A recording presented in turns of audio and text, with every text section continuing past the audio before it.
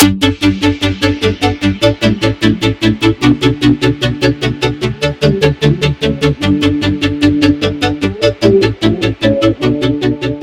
chat, slightly technical. I've got one foot in the sciences, the other one in the arts, and I've become aware that 5G is on its way, and I don't know much about it, so I'm starting to find out. It's going to be fascinating, and on this channel I'm going to be looking at different aspects of what the 5G revolution is going to mean, because there are many things we could look at.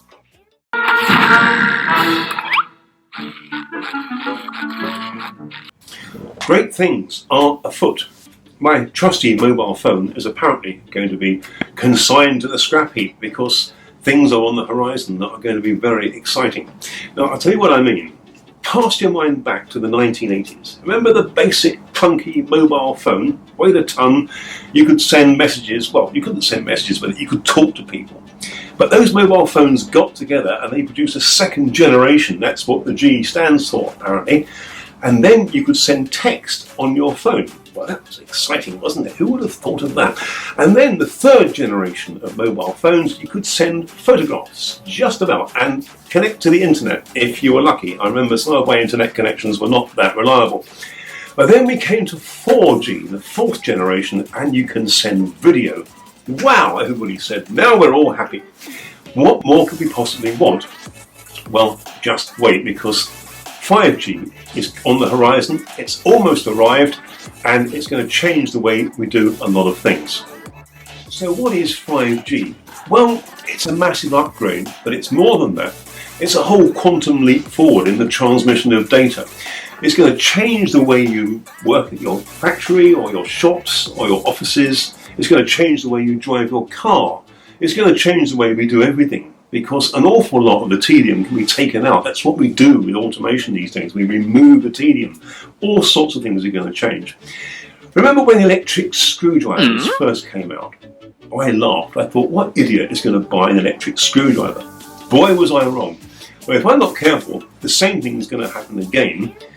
I'm thinking, who on earth would want to send a video on their phone?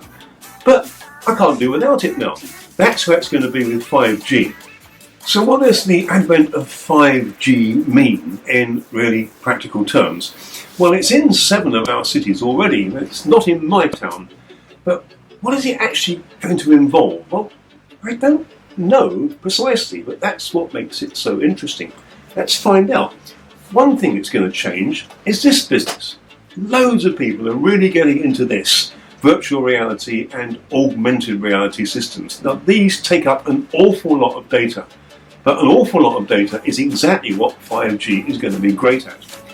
And there are other applications too. The way your car drives. It might be possible to automate your car and automate your house. Maybe you could give your house a signal that sets it up for you, draws the curtains, dims the lights, puts on the TV and sets up the central heating. Who knows? It's going to be fun to find out. The way you work at your office or factory, that's going to change. A whole load of things are going to change, and we'll be looking at these things in greater detail later on. Some people are concerned about the effect of mobile phones on our brains because they are emitting microwave radiation after all. And you need to be very careful about this because there are a lot of people in the media trying to stir it up, and all sorts of scare stories appear in various papers. But that's their business. They're in the business of creating scare stories to sell papers. I want the actual facts, and I haven't got all of them yet. In fact, very few people have, because this is a new phenomenon. Research is ongoing. But just to show a kind of sense of balance about this, there are various sources of radiation in your house now. Your computer, the televisions, the colour televisions that you used to have emitted deadly radiation out of the back. Nobody worried about those. Outside, there is a very serious form of radiation, an uncontrolled nuclear explosion going on up in the sky, which will definitely damage your skin.